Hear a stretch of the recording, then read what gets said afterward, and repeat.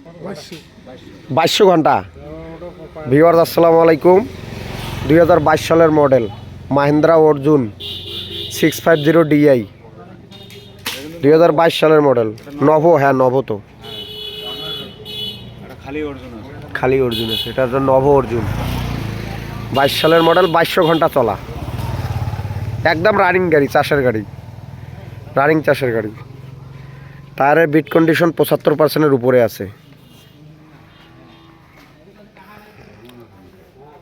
মহেন্দ্রা মাস্কিউ রোটার সহ বিক্রয় করা হবে। রোটারের এখনও কোনো জায়গায় হাত পড়ে নেই। ইনটেক রোটার, কোনো কাজ কাম নাই।